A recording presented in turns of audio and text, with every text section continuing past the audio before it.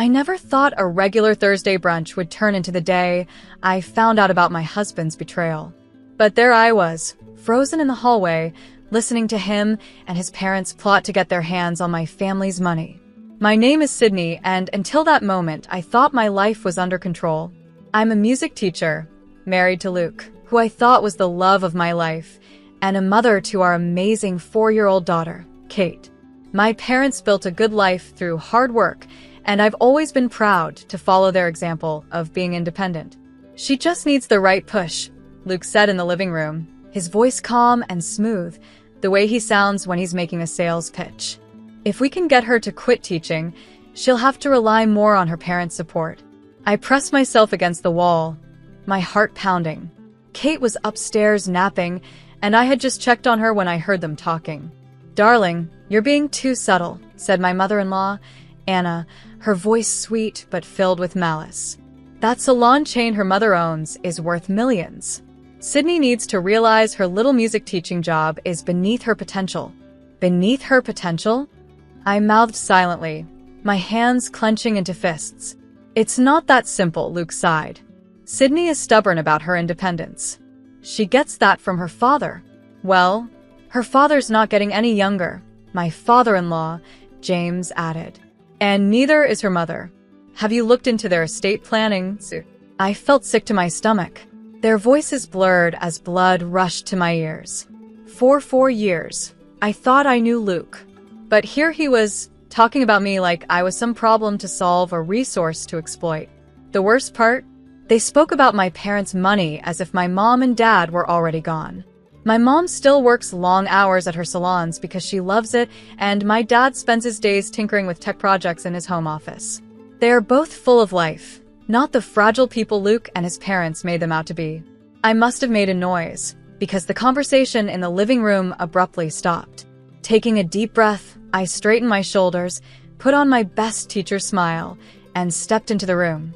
When I walked into the room, I used the same tone I use when I catch students passing notes in class. "Hey everyone," I said, proud that my voice sounded calm. "Having a nice chat?" Luke's face shifted, first guilt, then concern, before he put on his usual charming smile. "Hey, babe. We were just talking about your career." "Oh." I picked up my coffee mug from the side table, trying to keep my hands busy. "Anything interesting?" Anna jumped in, her perfectly manicured nails and fake concern on full display. "Darling, we were just discussing how many more opportunities you could have if you weren't tied down to teaching with your family's resources, of course." "My family's resources," I interrupted, taking a slow sip of my now cold coffee, "are exactly that, my family's." The room went silent. Luke shifted uncomfortably in his seat, the familiar crease forming between his eyebrows, the one that always appeared when something wasn't going his way. "Sydney," he started, but I cut him off with a sharp look. "I think I need some air," I said, setting my mug down carefully, even though my hands were trembling. "Would you mind watching Kate for a bit? I just need to clear my head." I grabbed my keys and headed for the door. As I passed the hallway mirror, I caught a glimpse of my reflection. I looked the same as I had that morning, but everything had changed. The woman staring back at me now knew her marriage might be built on lies, and she was already figuring out what to do about it. 2 weeks later, I found myself sitting at my parents' dining table, watching my mom arrange flowers as if everything in the world was still fine. I hadn't told them what I'd overheard yet. How do you tell your parents that their son-in-law sees them as nothing more than a walking investment plan? "You're quieter than usual," Mom said, trimming a flower stem with her usual steady hands.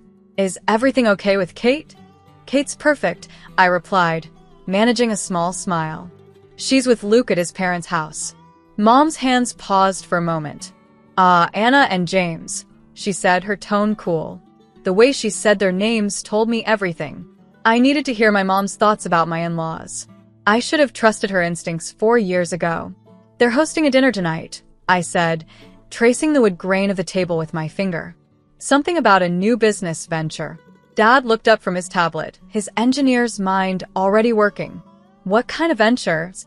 "I'm not sure yet, but they specifically asked for you and Mom to join us." "Did they now?" Mom's voice had a sharp edge, the same tone she used when dealing with difficult suppliers for her salon chain. How interesting. Before I could say more, the doorbell rang. My stomach sank when I saw Luke through the window, arriving early with his parents. Kate wasn't with them. Where's Kate?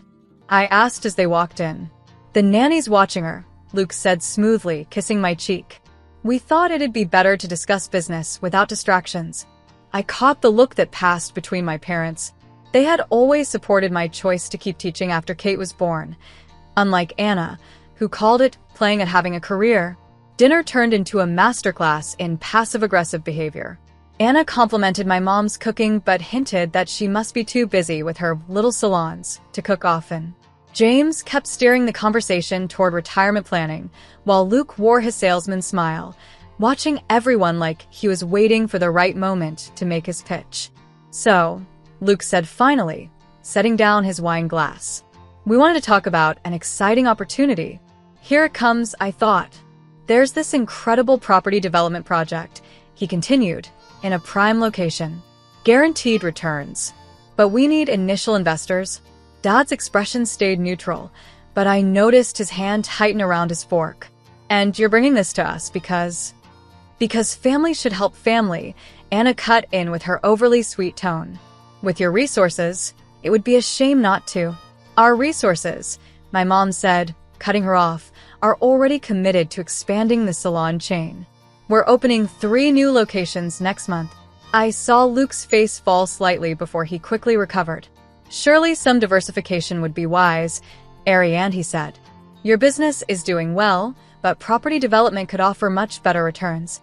Better returns than the business I built from nothing? Mom's voice was cold, sharp enough to cut through the room. The business that paid for Sydney's college without a single dollar of debt. That's not what Luke meant, Anna said quickly, her voice sugary sweet. We just think.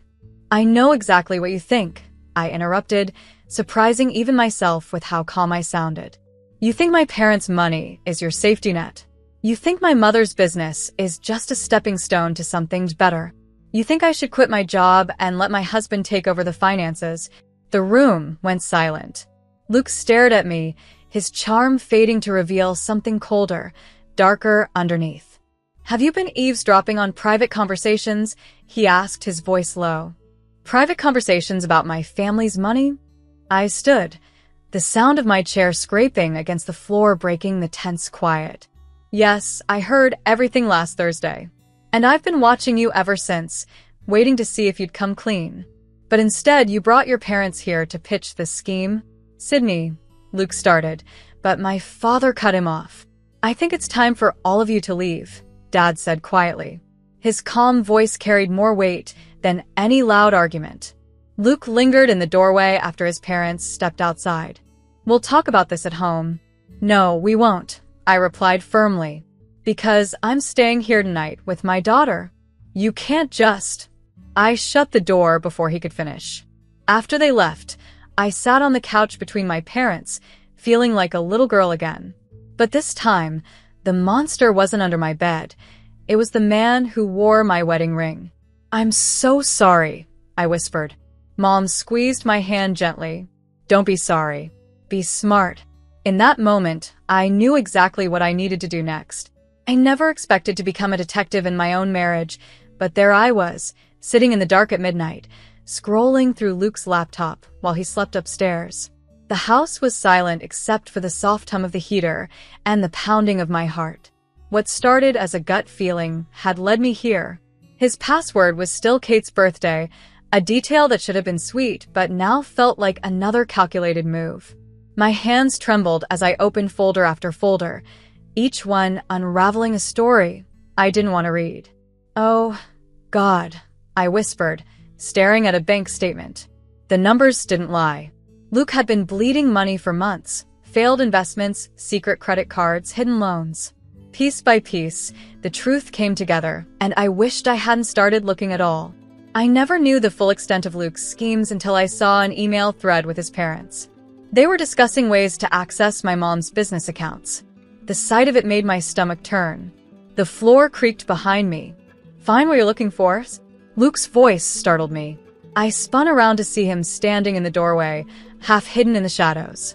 He didn't look angry. Worse, he looked calculating. "How long have you been planning to steal from my mom's business?" I asked, keeping my voice steady even though my hands were shaking. "Steal is such an ugly word," he said, stepping into the room and running a hand through his messy hair. "I'd call it redistributing family resources." "Family resources?" I laughed, but there was no humor in it. "You mean the business my mom built from nothing? The one she worked 21-hour days for? The one that could save us?" He slammed his hand on the desk, making me jump.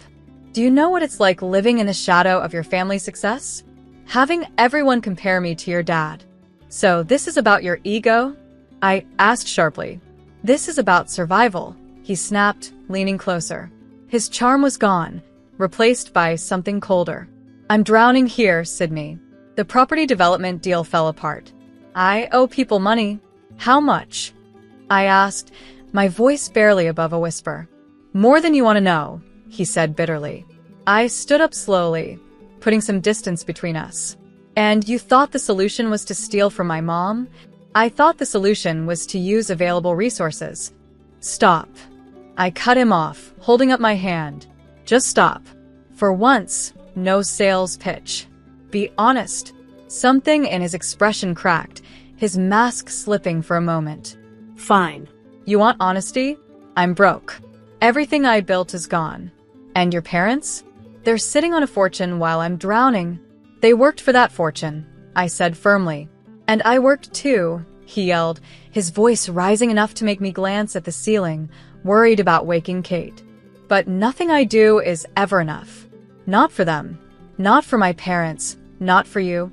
Don't you dare make this about me," I hissed, stepping closer. "I loved you. I supported you. I never once asked you about money." "Exactly," he said with a bitter laugh. "You never had to ask about money. You've always had it as a safety net. Must be nice." I turned back to the laptop, opening my email and forwarding everything I'd found to myself. Luke watched me, his jaw tightening. "What are you doing?" he asked. "Protecting my family," I said, meeting his eyes. "You have 14 hours to tell my parents everything, or I will. And trust me, you'd rather it come from you?"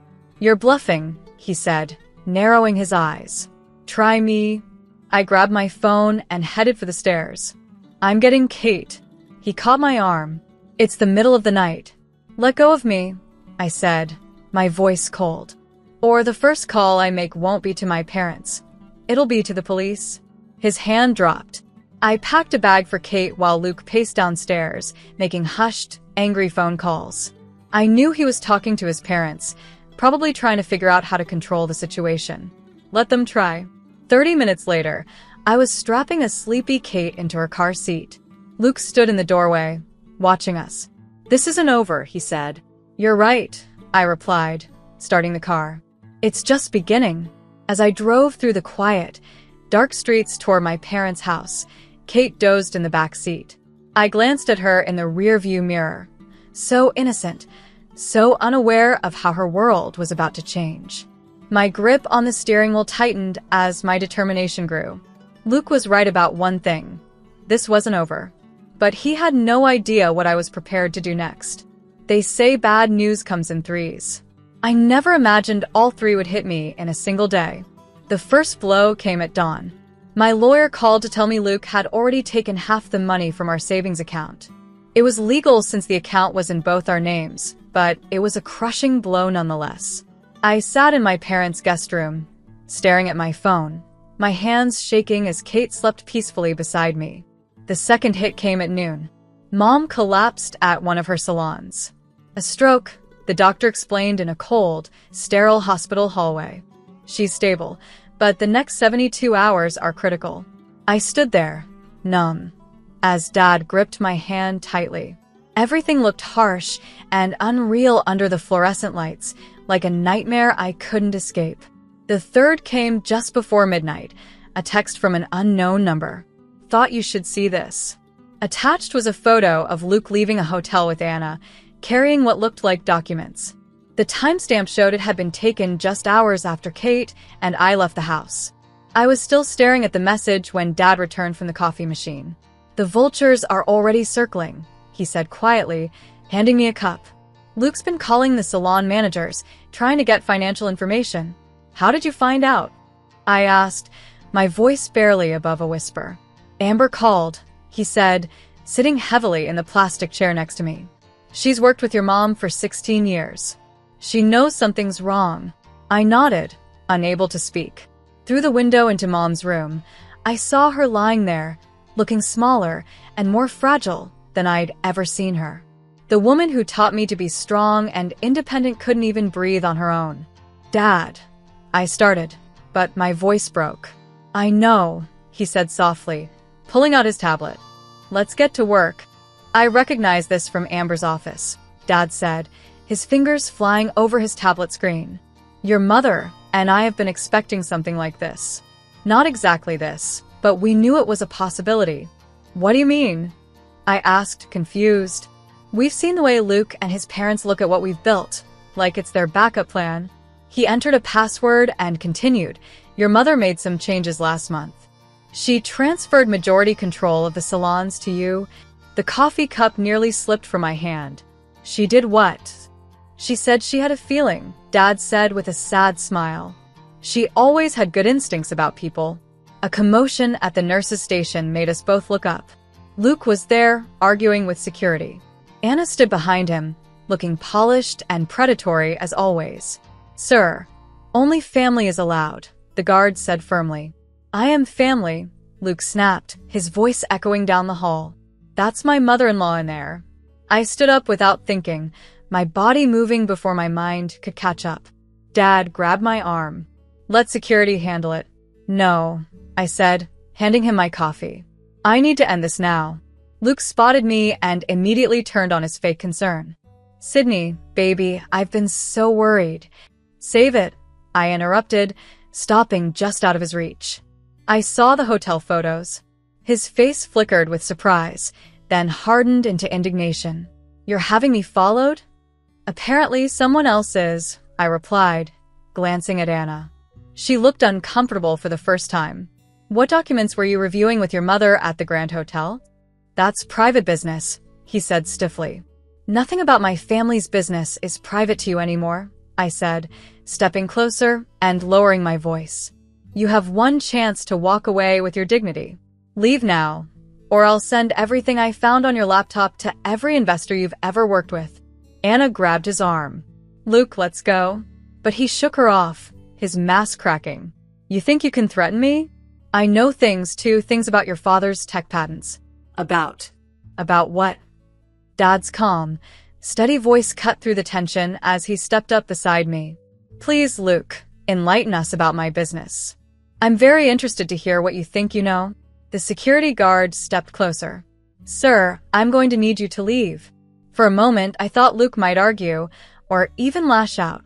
But then his shoulders slumped, and I saw him for what he truly was, a scared little boy, drowning in lies, pretending to be a businessman. "This isn't over," he muttered, but the threat sounded weak, hollow. "Actually, it is," I replied, turning back toward Mom's room. "My lawyer will contact you tomorrow." As security escorted them out, I heard Anna hissing at Luke, but I didn't bother listening. I had more important things to focus on, like protecting what my mom had worked so hard to build, like being the daughter she always believed I could be, and like making sure the people who tried to tear my family apart never got another chance. The salon mirrors reflected my mom's empty office chair as I sifted through the chaos Luke had left behind. Just 4 days after her stroke, and I was already finding holes in the business accounts, small ones at first, then bigger ones. It was like a trail of breadcrumbs leading to something much worse. "Miss Sydney, Amber," our head stylist said, appearing in the doorway. "They're here again." I didn't need to ask who they were. Through the glass walls, I could see Anna and James sitting in the waiting area. They were dressed like they were heading to a board meeting, not a beauty salon.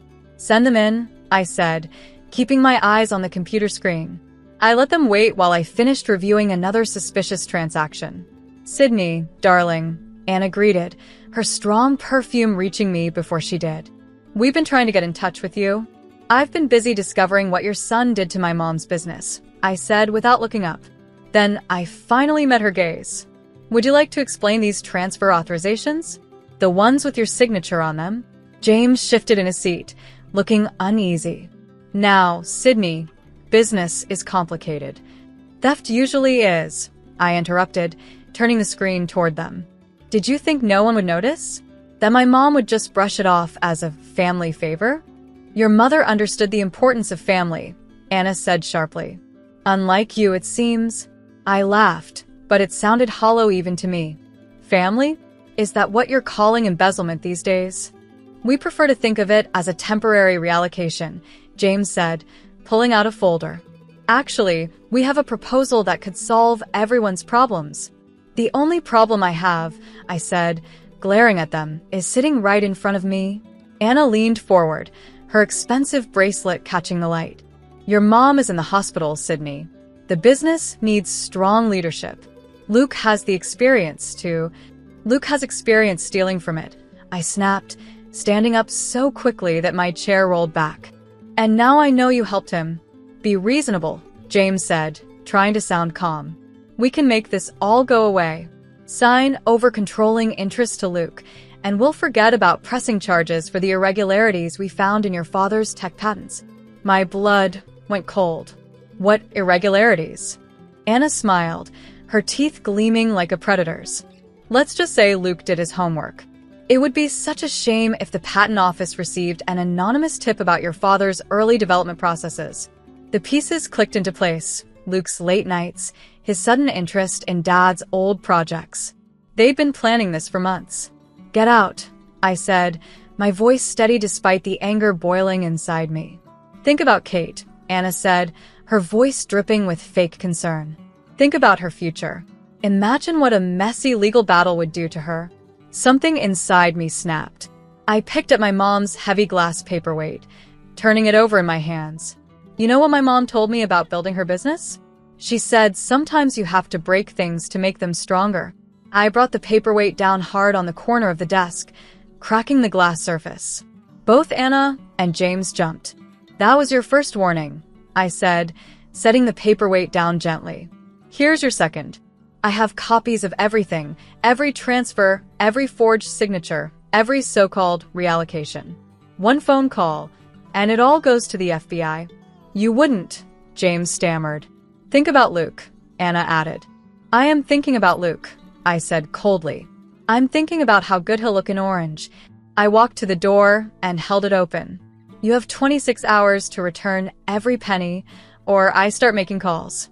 And if you ever mention my daughter again, the only way you'll see her is through the glass in a prison visiting room. They scurried out like rats. Moments later, Amber appeared in the doorway with a cup of tea. Your mom would be proud, she said softly. I looked down at the cracked desk, thinking of my mom lying in her hospital bed, my dad poring over old patents, and Kate asking why she couldn't go home. No, I said, picking up my phone. Not yet, but she will be. I dialed my lawyer's number, watching Anna and James hurry to their car through the salon's windows. They thought they could use my family against me? Fine. It was time to show them exactly what kind of woman my mom had raised. It was time to make them regret ever hearing the name Sydney. The divorce papers sat untouched on Luke's desk as he paced his office like a trapped animal. I had chosen my timing carefully, after hours, when his staff had left, but before he could slip away to whatever hotel he was hiding at these days. You can't be serious, he said, picking up the papers and then dropping them like they were on fire. After everything we've built. You mean after everything you've stolen, I said, staying on my feet and keeping the desk between us. The salon accounts, my dad's patents, our savings. I was trying to save us, he shouted, slamming his hands on the desk. Your parents have been holding us back, controlling everything with their money. The only one trying to control anything is you, I said, shoving the papers closer to him. Sign them. He let out a harsh laugh, the sound making me flinch. Or what? You'll run to Daddy? Have him sue me? Go ahead. I'll drag every skeleton out of his closet, every shortcut he took building his precious tech empire. You're bluffing, I said. Am I? Luke shot back, pulling out his phone and showing me documents. "I'd never seen those before," I said, my voice trembling. "Your father wasn't as clean as you think," Luke said smugly. "Want to know how many corners he cut? How many people he stepped on?" My hands started to shake. "Those are fake. The patent office won't think so," he said, his smile turning cruel. "Neither will his investors.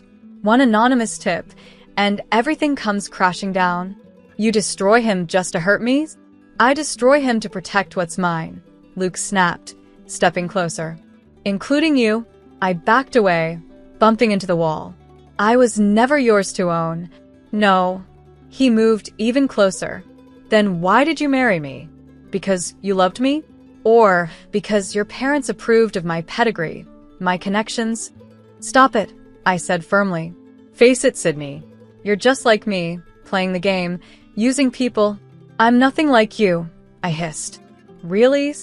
He grabbed my wrist as I tried to walk past him. "Then why are you here alone? Why didn't you bring your lawyer?" "Because you thought you could manipulate me, just like your mother taught you." I yanked my arm free. "Don't talk about my mother." "Poor Ariane," he said mockingly. "All those years building her empire, and now she can't even speak to defend it. How long before the board pushes you out? A month? A week?" Something inside me snapped. I grabbed the nearest object, a crystal award from his desk, and hurled it at the wall. The crash was loud, and the way he jumped was deeply satisfying. "You want to talk about manipulation?" I shouted, my voice shaking with anger. "Let's talk about how you and your parents planned this from the start. How you married me for my family's money. How you—" The office door opened, and Anna walked in, perfectly composed despite the chaos. "I thought I heard voices," she said smoothly, glancing at the shattered crystal. "Having a disagreement? Get out."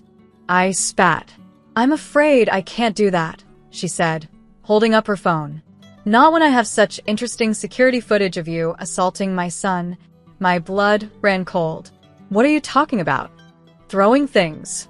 Threatening him," she said, clicking her tongue like I was a misbehaving child. Not very maternal behavior. I wonder what a judge would think about Kate's safety with such an unstable mother. The room spun. They'd planned this too, the confrontation, the security footage, everything. "You wouldn't dare use my daughter against me," I said, my voice cracking. "Try us," Luke said, his tone soft but dangerous. "Sign over your controlling interest in the salons, and we'll forget this happened. Fight us, and you'll lose everything. Your business, your father's reputation, and Kate."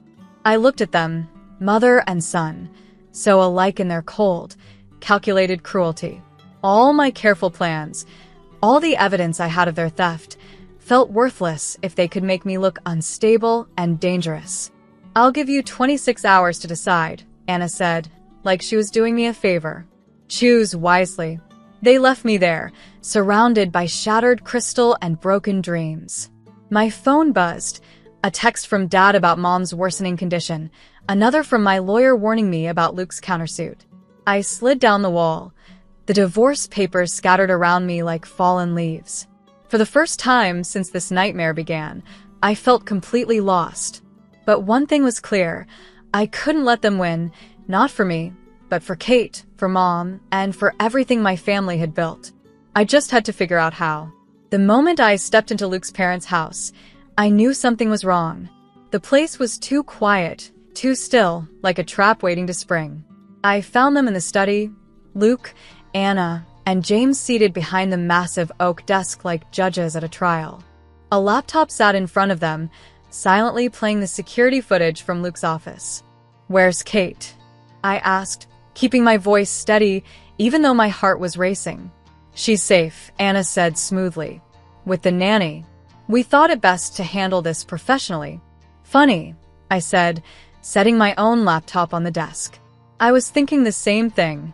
Luke's smirk faltered when I opened it, revealing a video chat window.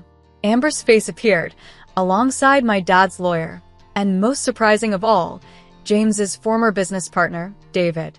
"Hello, James," David said, his voice crackling through the speakers. "Been a while."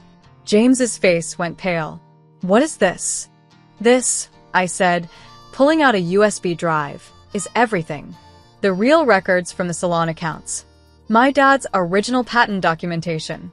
And something very interesting from David about some creative accounting you and Luke did at your old firm. Anna shot up from her chair. You're bluffing? Like you were bluffing about that security footage? I replied, pulling out my phone. I played a recording I'd made during the confrontation at Luke's office, capturing their entire setup. Amazing what modern phones can do, isn't it? Luke lunged for my laptop, but I stepped back, snapping it shut. Don't bother. It's all backed up. And if anything happens to me or Kate, it goes straight to the FBI. You destroy your own families? Luke's voice cracked. Your daughter's future? No, Luke, I said calmly. I'm saving it from you. We can still work this out, Anna said quickly, holding up her hands in a pleading gesture. We're family. Family? I laughed bitterly. Family doesn't steal from each other. Family doesn't use a 4-year-old as leverage. Family doesn't. Oh, spare us the moral high ground, Luke snapped. You're just like us, using whatever advantage you can get. The difference, I said, meeting his eyes, is that I'm not doing this for money. I turned to David. Show them. David shared his screen, displaying financial records that made James gasp audibly. This is what they really took from your mom's business, David said, scrolling through the evidence. And this, he added, pulling up more documents, is what they were planning to do next. The room went silent, except for the hum of the laptop fans. I watched their faces as they realized just how completely I had outmaneuvered them. Here's what's going to happen, I said, pulling out a stack of papers. You're going to sign these. All of you. Full confession of the theft, immediate repayment of everything you took, and a legally binding agreement to stay away from my family's businesses forever. And if we refuse, Anna asked, her voice trembling slightly. Then David sends everything to the SEC, I said. I'm sure they'd love to hear about James's creative accounting methods. And as for Luke, I turned to him, locking eyes. Those investors you scammed? They're eager to have a chat with the FBI. Luke slumped in his chair, the fight draining out of him. You've been planning this all along. I learned from the best, I said, sliding the papers closer to them. You taught me how to play the long game, remembers? One by one, they signed. Even Anna, though her hand shook with barely controlled rage. David and my dad's lawyer witnessed the signatures virtually. I didn't feel triumph, just exhaustion. One more thing, I said, pulling out another set of papers. The divorce papers. Full custody of Kate. Non-negotiable. Luke stared at the papers for a long moment. Can I still see hers? Supervised visits, I said firmly, if you get help. Real help, not playing the victim. He nodded and signed without another word. As I packed up my laptop, James finally spoke. What happens now? I paused at the door. Now, you get to find out what it's like to build something honest for once. To earn what you have. I looked at each of them in turn. Consider it a gift, more than you gave my family. I left them there, surrounded by the ruins of their schemes, and went to collect my daughter. It wasn't the revenge I'd once wanted, but it was something better. Justice, with a chance for redemption. Mom would have approved. 7 months later, I stood in my mom's newly renovated office, watching the sunset paint the salon windows gold. The familiar sounds of hair dryers and quiet conversations filled the air, a symphony my mom had conducted for decades. Ms. Sidney's? Amber appeared in the doorway. Your 5:30 is here. I checked my watch, surprised. Send him in. Luke walked in looking different. He was thinner, less polished. The designer suits were gone, replaced by a simple button-down shirt and jeans. He carried a thick folder, and something else. I couldn't quite see what he was holding.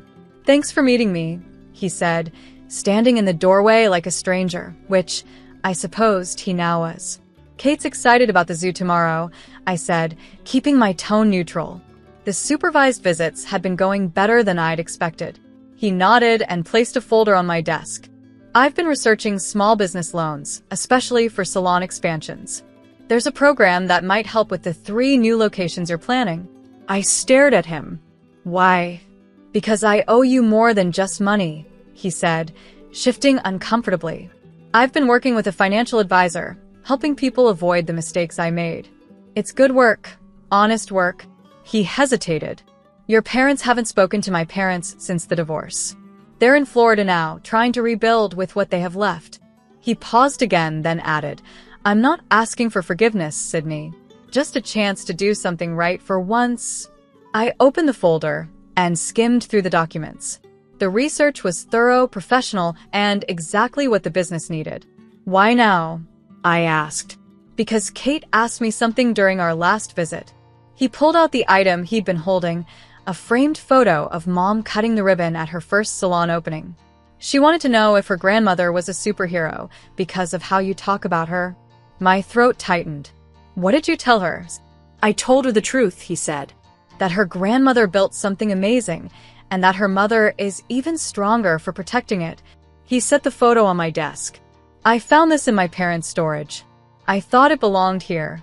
I picked up the photo, the memory of that day flooding back.